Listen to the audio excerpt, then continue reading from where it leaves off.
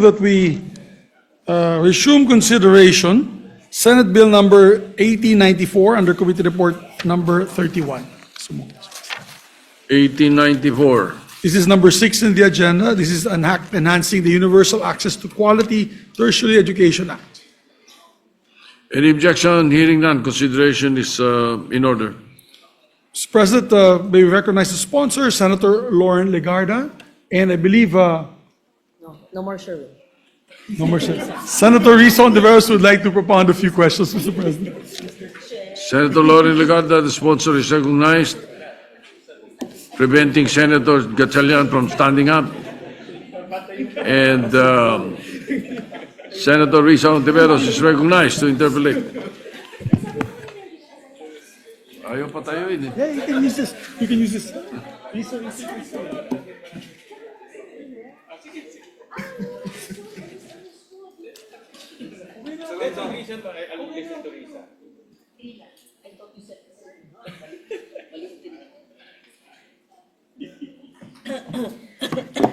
Salamat po, Mr. President, and to the good sponsor for allowing me to stand up, and to the good gentleman from Valenzuela for allowing me to go ahead. Just to propound a few questions, Mr. President. Yes, I would be happy to answer the questions, which I'm sure will only improve and enhance the measure. Thank you. Salamat po, Mr. President. I express my full support for the Enhancing the Universal Access to Quality Tertiary Education Bill. Our students, especially the poorest and most marginalized, need to be prioritized to ensure they have access to higher education to build a better future for themselves and their families. I'm also pleased that this committee report includes institutional reforms to ensure that students will receive their subsidies without delays. I have just a few clarificatory questions aimed at ensuring funding and a safe space for students to complain about the implementation of the law. So, una po, Madam Sponsor, Mr. President, tungkol sa funding. Sa nakaraan, binaba ng CHED ang subsidy para sa mga tertiary education subsidy mula sa 30,000 pesos kada semestre tungo sa 10 hanggang 13,500 pesos kada semestre. Alam natin na hindi ito sapat para bayaran ang tuition, transportasyon, libro at iba pa. So, paano kalang batas na ito? Magkano po ang subsidya sa test bawat semestre para sa mga estudyante sa mga pampubliko o pribadong institusyon? At ano po ang inaasang budget upang mapondohan ang test sa amended version na ito ng UACTE? Thank you very much for bringing that. I believe in 2018, the budget was 60,000. We've adjusted that to 68,000 based on the original amount of 60 in 2018, adjusted with inflation. However, the proposal now is to use the current rate of 30? 27 only, 27,000 as you mentioned. But we will propose to incentivize those enrolling in government-identified priority programs or courses. As much as we wish we could go back to the 60,000, and if you adjust it to inflation, 68,000 a year, Mr. President, hindi to mapopondohan ng buo ng DBM. So gusto ko po gumawa ng batas na realistic kaysa magandang pangako than unfunded law. So in short, the proposal uses the current rates of the test, which is down from the 60,000 of 2018 to the 27,000, but it will incentivize those enrolling in programs, courses that are prioritized by the CHED. Salamat po, Mr. President, good sponsor. So sa 27,000 per test scholar, prioritizing yung mga mag-enroll dun sa priority courses, ano po yung kabuang inaasahang budget para sa test dito sa UACTE version natin, Mr. President? For 2026, 12 to 15 billion. For 2027, pareho po. 2028, 24.8 to 31 billion. This is the proposed budget, Yes, no? ma'am. Based on the Salamat po. computations. Because sa 2028, ang dami ng 4Ps. Oo. And we want at least 20% Yes. of them. Kasi ang gusto po natin sa projected budgetary requirement, assuming that 20%, no, of all the 4Ps graduates from senior high school are granted tests, kasi yan ang ating amendment dito, we have to allocate the 24.8 to 31B. Ayan, nako, dapat mapondohan po natin up to 31B para po masakop natin yung intention natin na yung 4Ps na senior high school graduates ay makover ng tertiary education subsidy. Opo, Mr. President. Thank you. At yung pagdoble mula sa unang 2 taon na 12 to 15B sa 24 to 31B sa taong 2028 ay dahil tataas po yung subsidy or dahil dadami po yung scholars? Dahil Mr. dadami. President? Dadami Ayan. po. Let's put on record the 4P senior high school. Apo. Kung sa 2026 ay 372,225, sa 2027, bumaba, 54,488, magiging 771,756 po ang 4P senior high school graduate sa 2028. Kaya Okay po. lumaki po ang allocation na a-allocate natin dahil dumami, hindi dahil lumaki ang bibigay natin ng subsidiya. I understand that, Mr. President, para sa taong 2028. Pero dahil magiging constant yung budget sa 2027, pero sa slightly mas kaunting graduates, ibig mong sabihin posibleng tumaas ng konti ang subsidy at least sa taong 2027? O hindi rin po, Mr. President? Target at least 20% Ah, of all senior high school graduates. because, Ngayon, ma'am, we're only at 6.6%. oh, So we're actually what year is this? 2025. Sa 2025, only 6.6% of the senior high school graduates of 4Ps are funded by TES ang nakaka-access. So, ito pong ating funding na sinabi, yung proposal, magiging 20%. So, ulit, nakakalungkot man aminin, pero kailangan sabihin na hindi po natin linalakihan, dumadami lang po ang senior high school graduates ng 4P families dahil ngayon ang pinagbabasihan natin ng 2025 ay 6.6%. Ang projected budgetary requirement natin sa new test ay 20% ng 4P graduates ng senior high school. 6.6% 2025, pag mapasa po natin ngayon, 2026 ay 20% ng senior high school. Triple. Pwedeng lahat? Opo, pero sabi niyo rin kanina, Mr. I know, President, gusto ko sana nga lahat eh. 50%, pero abot tayo ng 62%. Yun na nga eh. Kung di lang nakawin yung pondo ng gobyerno, pwede sana eh. at sabi niyo kanina, Mr. President, 2026, yung budget ay 12 to 15 billion pesos Yeah. Hindi para kaya. sa Baka kayang 372,000 graduates.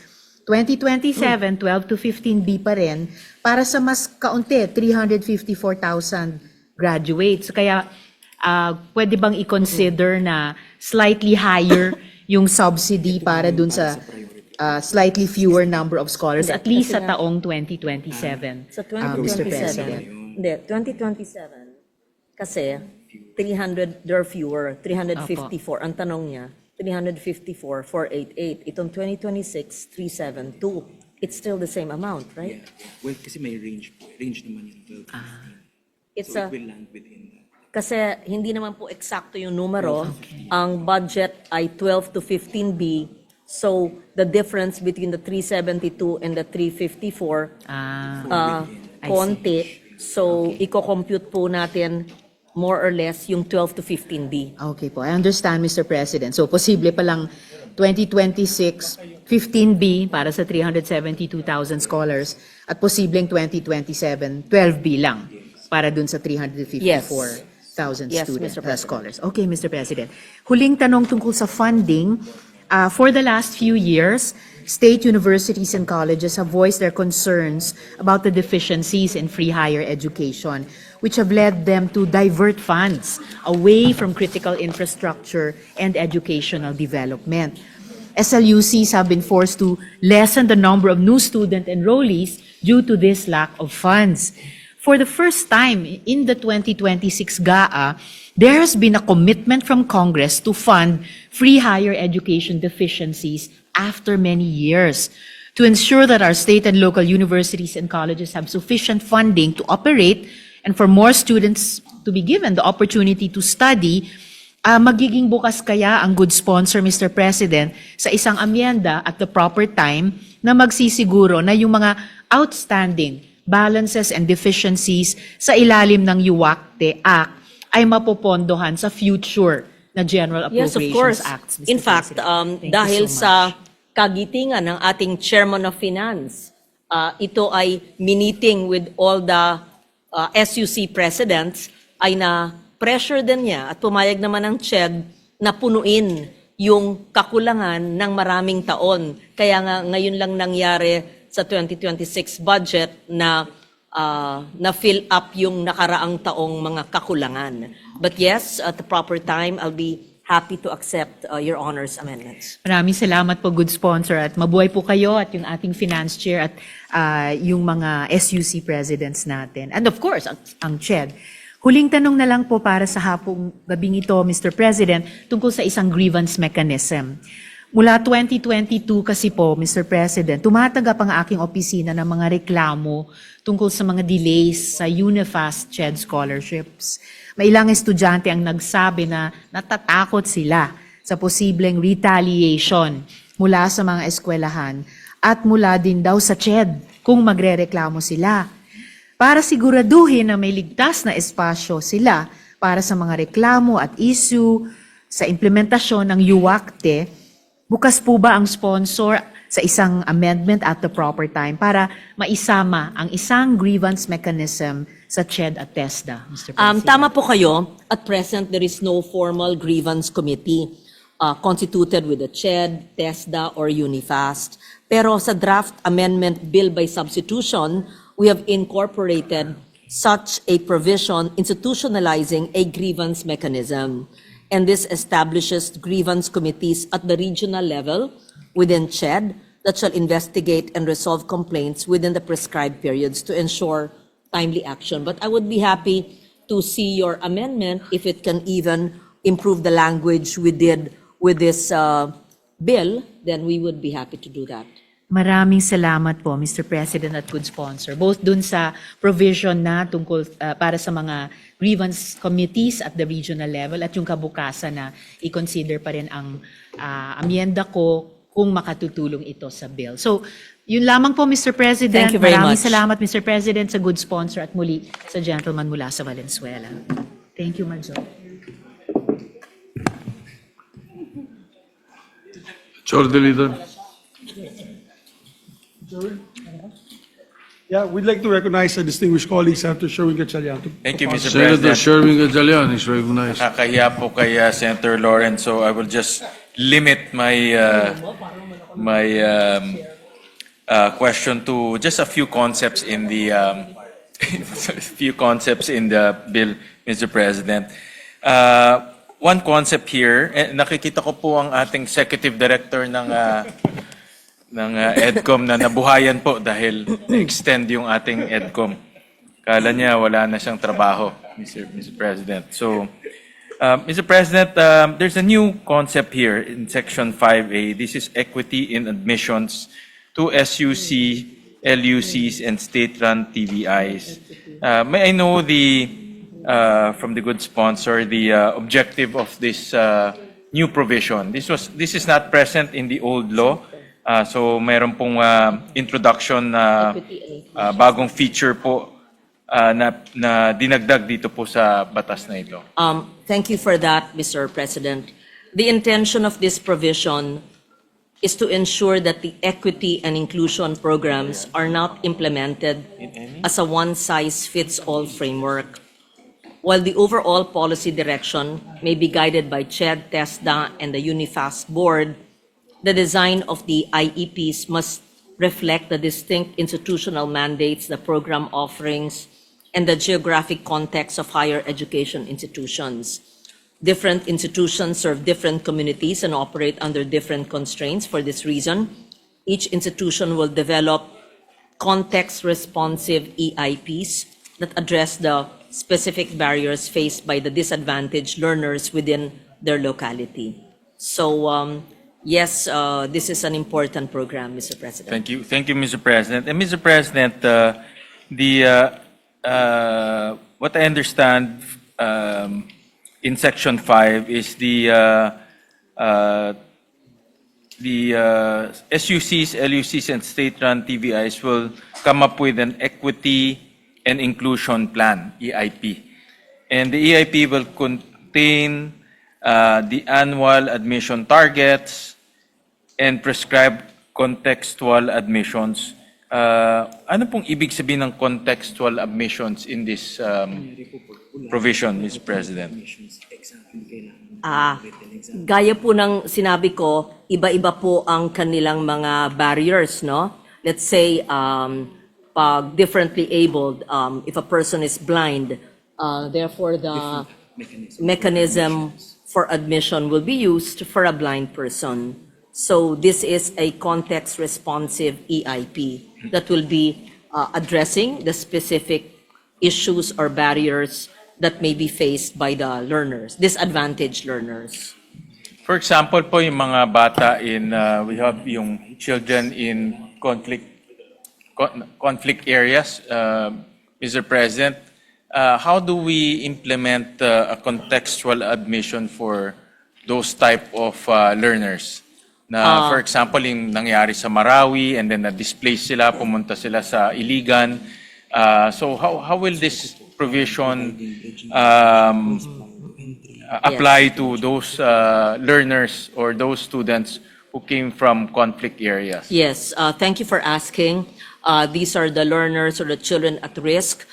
We can provide psychosocial support for reintegration or bridging or refresher courses prior to entry, or explicit links to second chance education and possibly employment pathways. So, hindi lang po sa mga kabataan in conflict areas, it could be persons with disability, indigenous peoples, learners under foster care, solo parents and their dependents, first-generation tertiary education learners, and learners from GIDA or geographically disadvantaged areas. So yes, this supposedly addresses those children or youths at risk And then, in conflict areas. Are we envisioning a quota for these students? Meron ba ho, let's say, if let's say the school will allocate 10% of its capacity to equity and inclusion purposes, ganun ba ang ating ini-envision? There is no quota, no percentage, Mr. President, or number, so the school can decide for itself and to put a cap if there's a need. Pero sa akin, hindi dapat maglagay ng cap kasi the more disadvantaged, dapat nga matulungan And then, itong mga the EIP and the contextual admissions, will this reduce the standard of the learning institutions? I know some learning institutions, they really practice high standards by imposing higher requirements for admissions. And since meron ng ganitong equity and inclusion concept, will this reduce the standards as well as the academic requirements for admission?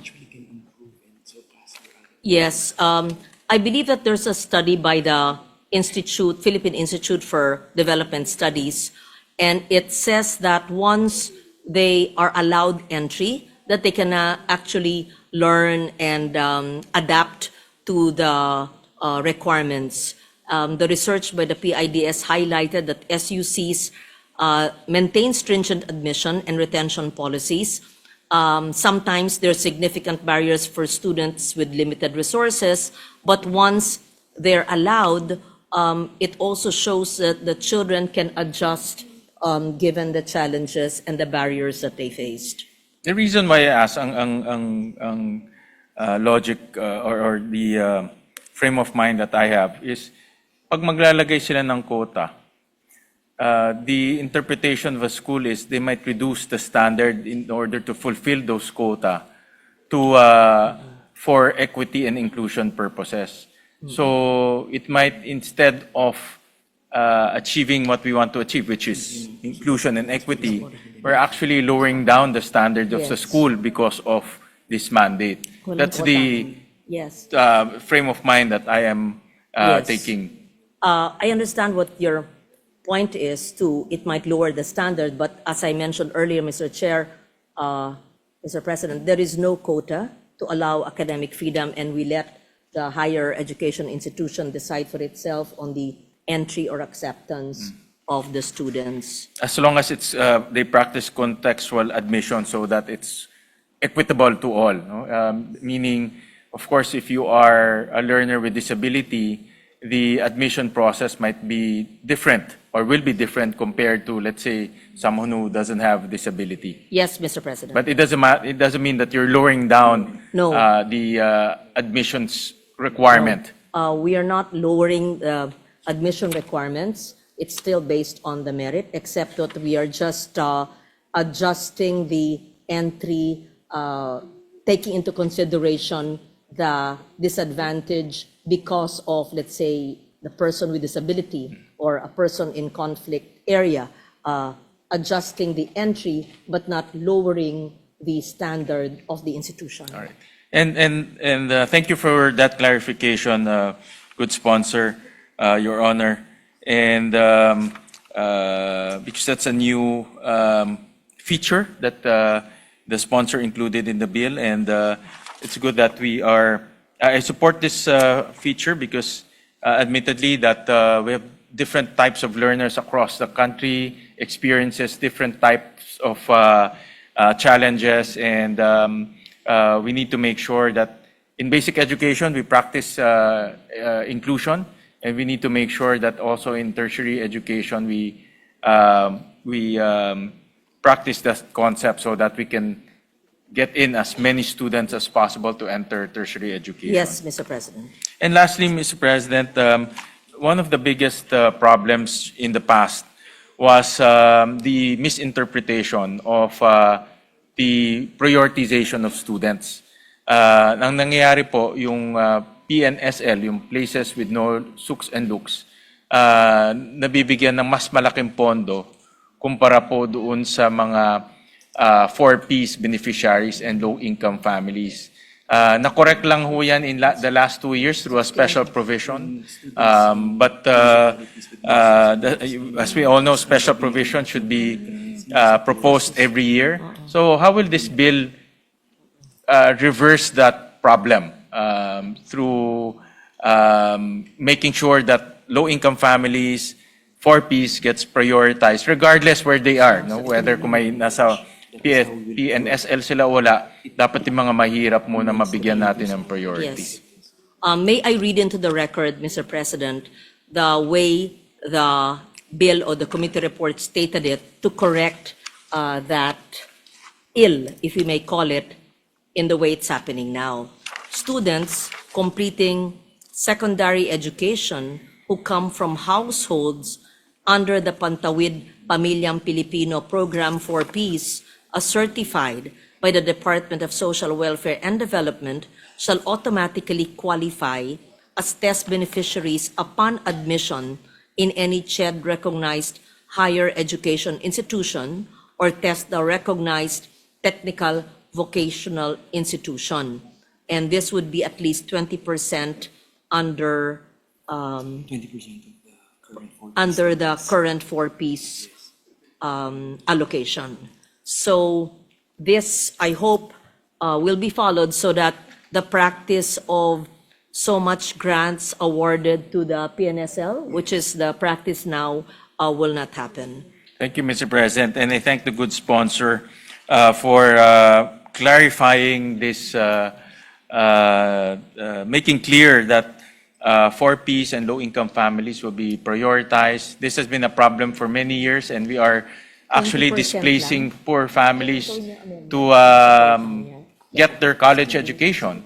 Ang nangyayari po, and this has been seen in the past, yung mga non-poor ang nabibigyan ng priority. And Ako naman magtatanong ngayon. Alam ko, usually yung sponsor, hindi nagtatanong. Kaya tuwan-tuwa ako na nagtanong ang chairman ng finance. Kasi, sasabihin ko yung totoo po, Mr. President. Ngayon lang siguro nangyari na yung sponsor, hindi sang-ayon sa kanyang sinusponsor. Dahil 20% lang ng 4Ps. Kasi nagiging conservative kami dahil hindi naman ako ang chairman ng APRO o ng finance. Pero, siguradong gugustuhin ng chairman ng finance na yung 20% ng 4P families na senior high school students, kung iakyat natin, kung aamendahan nyo ng 50% man lang, it's a matter of pera na a-allocate natin. So, kasi conservative lang ginawa ko, dahil yan lang ang kaya, 3.5B. Pero kung sasabihin nyo, na popondohan po nyo at gusto, under our watch, maging 30 billion ang bibigay natin kung 50% ng senior high school, paghahanapan natin ang pondo. Nakita kong ngiti nyo at siguro pinagbuklod ng Diyos na magtanong kayo ngayong hapong ito para yung 20% ng senior high school students ng 4P families, gawin natin 50%. Alam nyo, 50B. Ano ba naman yung 50B? Compared sa 1 trillion flood control corruption scandal. Kung masasabi po niyo sa akin yan, I will be happy to receive your amendment at the proper time. Thank you. well, ako naman, good sponsor, ang naniniwala po ko na edukasyon lang ho talaga ang bukod tanging paraan para maiangat natin sa kahirapan ng ating mga kababayan. At college education is really Yes. proven na ho yan. Basta may college education ng bata, makakakuha ng trabaho, mataas ang kanyang sweldo, at hanapin. mabibigyan ng magandang kinabukasan ng kanyang pamilya. siya. Kaya Si Sarah kung naman. kakailangan, in a best case scenario nga, good sponsor, lahat sila nag-aaral eh.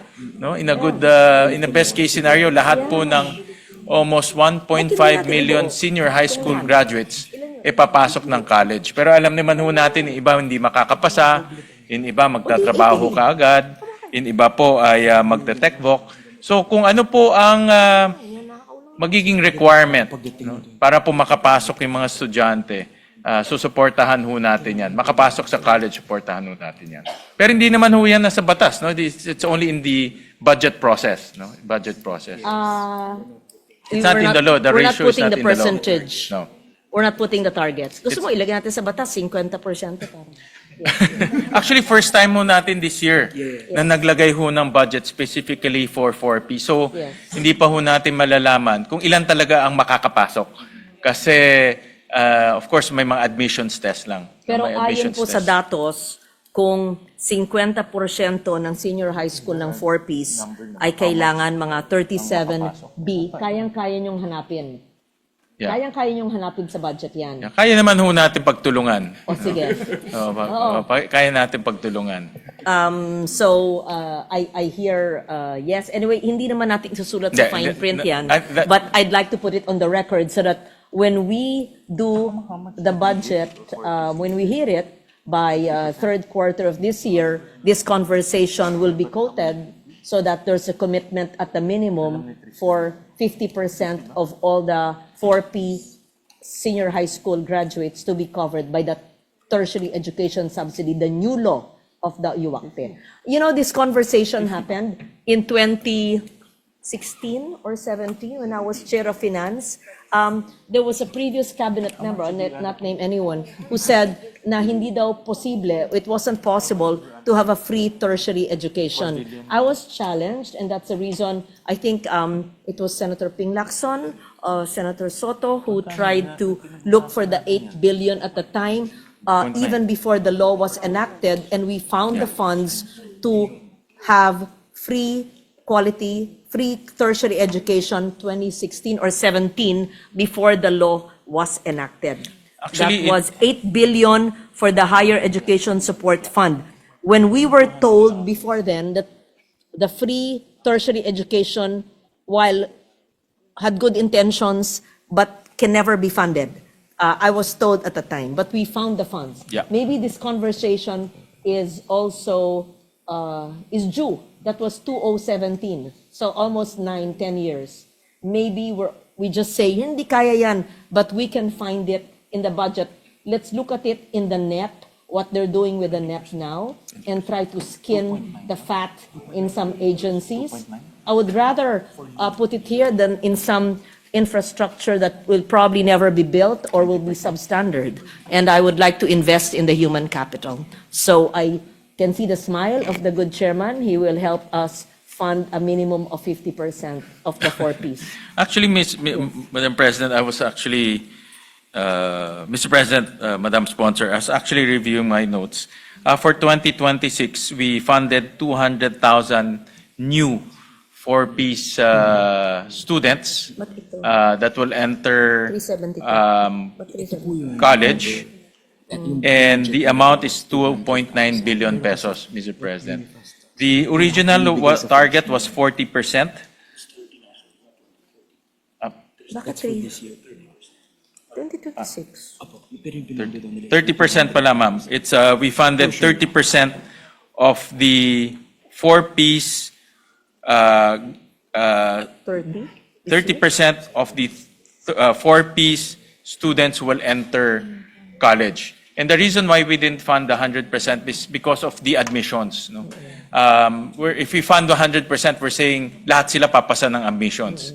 But we all know that some of them will not pass the admission, some of them will transfer to TechVoc, some of them will enter the workforce. So this is actually the first time that we funded this. So after this 2026 budget, we will now know ilan ba ang nakakapasa ng admissions. Then we have a good picture of how much we will fund it in the next few years. So if it's 30% in 2026, then That's 200,000 new students. 72 sa akin. And this is the total. This is the universe. Yes. The total Yeah, of the 4Ps. is 372,220. Okay, Yeah. yes, thank you. Yeah. So that's worth 2.9 billion ang inallocate natin this year. So, and the point there being is talagang dapat i-prioritize po natin mga 4Ps, mga mahirap natin mga kababayan because college diploma is their only fighting chance to get a good job and higher paying income. Kaya kailangan ho talaga mabigyan sila ng pagkakataon mag-aral sa college. Pag pumasa ho ng mas mataas, then we can add more funds this coming school year. We can raise it to your proposal of 50%. No? Dapat makita ho natin yung kanilang passing rate this coming Yes. school year. In fact, it's not for us to cap it to 50 even. Yes, Lahat correct. ng gustong mag-aral na makapasa ay sana ma-provide natin. Ideally, correct, that would be correct. it. Yeah. Actually, with this bill, wala nang cap eh. Kasi Yes. prioritize na sila kagad. Yes. Ang Prioritize. kaya ho nagkaroon ng cap because nga of the misinterpretation. Yes. But with this bill, there's no more cap. As long as you're 4Ps, as long as you're low income, pasok ka na Yes, kagad. basta 4Ps, basta kwalipikado ka based on the requirements at ayaw mo mag-drop out, gusto mag-aral, Correct. priority ka. Yes, correct. Eh, And you ang pass the ganda-ganda entrance po exam. ng paano ka lang batas na And yun. you pass the entrance exam, And of pass course, the the entrance. admission. So that's why this bill is very important. And I thank the good sponsor for pushing this bill. And it's about time because this problem has been a big problem for many years. And it's about time to correct this problem because it's injustice for our poor families and our 4Ps beneficiaries not to be prioritized with subsidies being given by government. So maraming salamat po, good sponsor. Thank you so much. I'm so glad that the good chairman of finance interpolated at this late hour because we did not peg our budget to 20% and instead increased to 50 and instead even said that maski sino mag-graduate na gustong mag-aral, hahanapan natin ng pondo. Yes, definitely, I'm with Mr. you President. in that. Thank you, Mr. President. Majority Leader. So can we just welcome the amendment to Senators? There being no other member wishes to interpolate the measure, I move to suspend, to close the period of interpolation, Mr. President. Any objection? Hearing none, consider period of interpellation is closed. We'd like to ask the good sponsor if she's ready for amendments, Mr. President. You ready with the amendments, Your Honor? Pwede to be, Do you have it now? we have the draft now. O tomorrow, para sure. Hindi, yung kay Risa. Yes, Yeah. More na lang. Yeah, Senator they're Risa- ready, they'll be ready by tomorrow, Mr. President. With that, Latest we tomorrow. Okay. suspend consideration of the measure. All right.